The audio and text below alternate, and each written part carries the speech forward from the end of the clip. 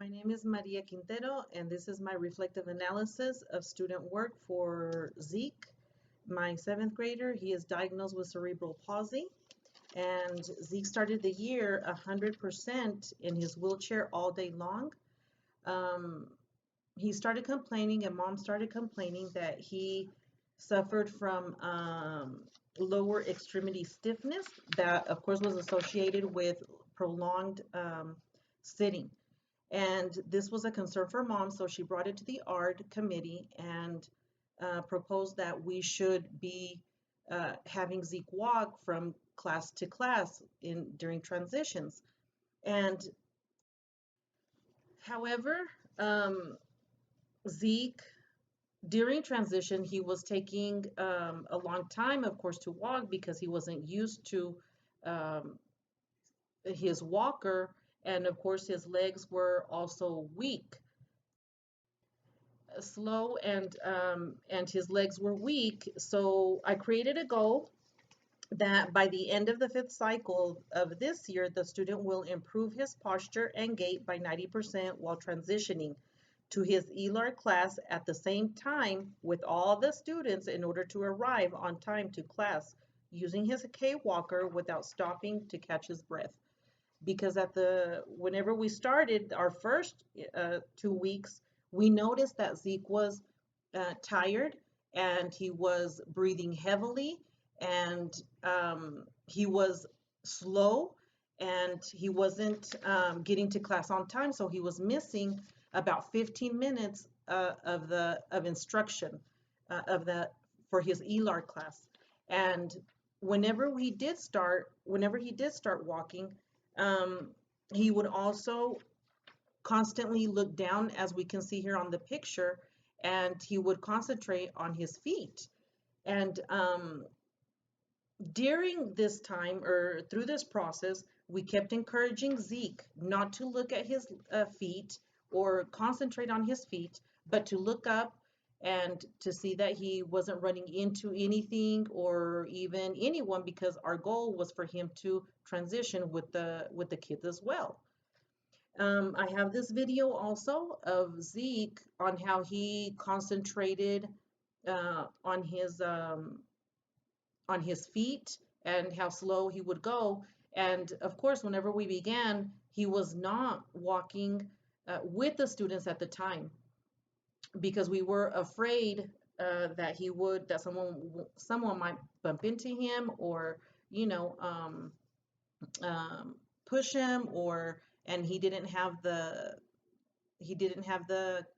strength or the support to hold himself if that happened. And he did start with Mr. Alvarado, his aide, at his side um, constantly. And we did this for the 2 weeks. And let me go ahead and show you how he walked at the very beginning. As you can see here, Zeke is concentrating on his legs and his walking. His head is not looking forward or straight ahead, and that was one of our goals, that he would look straight ahead, straighten his back, and for and become quicker as well, or walk a little bit quicker to get to his class on time. By the by the third and fourth interval or our phase, as the weeks progressed, of course, we encouraged Zeke look up, keep looking up, and don't stare at your feet. And as he was progressing and not concentrating too much on his feet, his stride, his posture, and his gait improved, which resulted in minimizing his time in the hallway and less reliance on his aide to be right next to him. And Zeke also, we met with his PE coach, and at that time, the PE coach also um,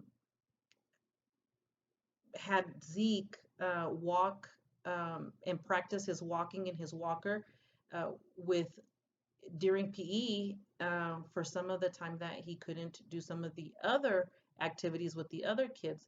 So that was extra practice for Zeke as well, um, during his PE time as well.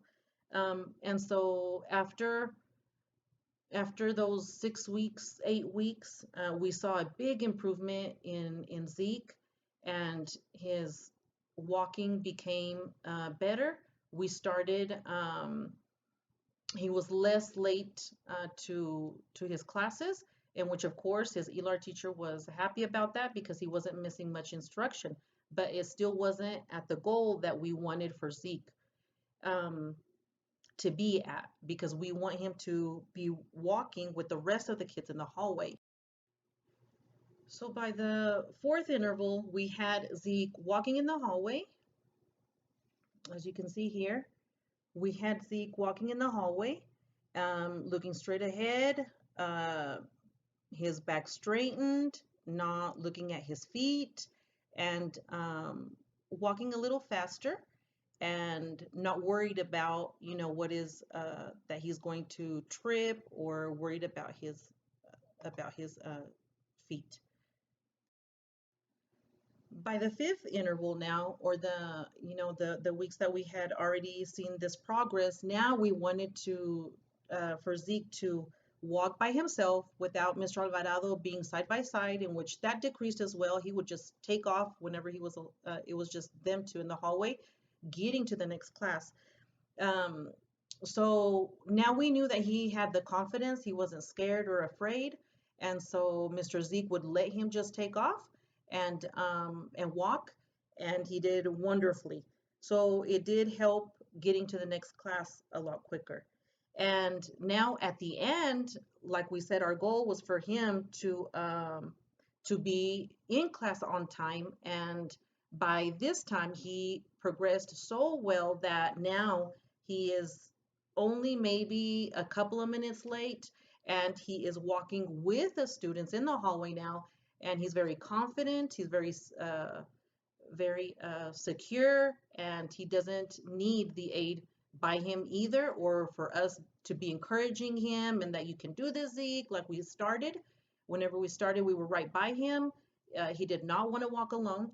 And so here is him walking in the hallway with the rest of the kids, which met our goal that we wanted for Zeke.